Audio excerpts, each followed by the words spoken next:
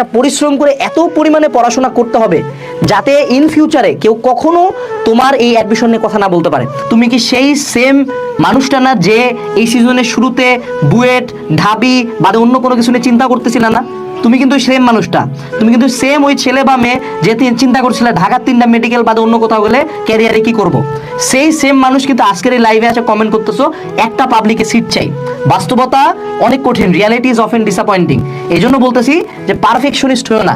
তোমরা অনেকে গুচ্ছতে বড় বড় ক্লাস করতেছো, করো, কোনো সমস্যা নেই, কিন্তু খুবই সুন রিয়েলাইজ করবা যে জিনিসটা যতটা ইজি ছিল শুরু থেকে মনে হচ্ছিল ইজি, আরে হয়ে যাবে, আরে অনেক তো পড়ছি, অনেক পড়া হয় না। ইউ টার্গেট দিস, শুরু থেকে উচ্চাভিলাষ করতে যাই কিন্তু ধরাটা খাচ্ছ।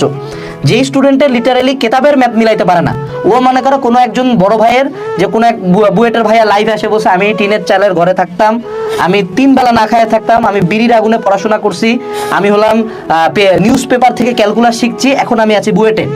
এই যে এই স্টোরি শুনে ও ভাবছে যে আমিও বুয়েটে, কিন্তু ওই যে স্টুডেন্টটা যে বলতেছে এত কষ্ট করে চান্স পাইছে, ও একটা কাজ ডিফারেন্ট করছে, সেটা হলো কুত্তার মতো পড়ছে, প্রচন্ড অধ্যবসায় ছিল তার মধ্যে। তুমি তার স্টোরি থেকে জাস্ট একটা জিনিস পিক করছো যে সে ব্যাকডেটেড ছিল কিন্তু চান্স পাইছে, কিন্তু তার স্টোরি থেকে তুমি অধ্যবসায় এবং পরিশ্রমটা না নাই, এই কারণে তুমি ধরাটা খাইছো। সো এইবার তোমার কিন্তু এটা লাস্ট ওয়ার। এই লাস্ট ওয়ারে তুমি যদি আবার সেম ভুল করো তাহলে কিন্তু কট খাবা। অনেকে বলছো ভাইয়া কোথাও চান্স পাই নাই, অনেক ট্রলের শিকার হচ্ছে, কি করব? একটা কথা বলি বাবা, শুধু তুমি কেন, তোমাদের ঈদটা খুব পিওর শীত গেছে না? এই ঈদটা কিন্তু তোমার জন্য কাইন্ড অফ এক ধরনের অভিশাপই ছিল, যে পুরা ফ্যামিলি না কাপড় কিনতে পারছে, না কোনো একটা জায়গায় মুখ উঁচায় চলতে পারছে। মুসলমানদের সবচেয়ে খুশির দিনটাতে তোমার পরিবারকে ডাউন থাকতে হয়েছে। বাস্তবতা কিন্তু এটা, বাংলাদেশ কিন্তু এটা এনশিওর করছে, তোমার আশপাশের মানুষগুলো এটা এনশিওর করছে যাতে তুমি ডাউন থাকো, এবং তোমার বাপ মাকে এনশিওর করেছে যে তারাও যাতে ডাউন থাকে।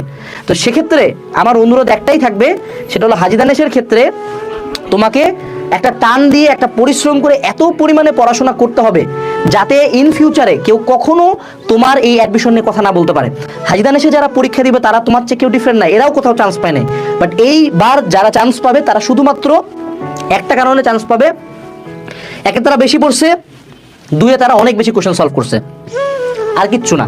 তুমি জাস্ট প্রতিদিন থেকে এখন থেকে শুরু করে এইচএসটিইউ বা জিএসটি এক্সাম পর্যন্ত 15 ঘন্টা প্লাস পড়াশোনা করো, ডান, ইউ আর ডান।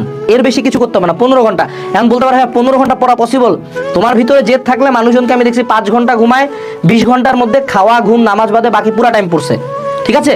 তো তোমাকে ওই জায়গাটাতে কাজ করতে হবে।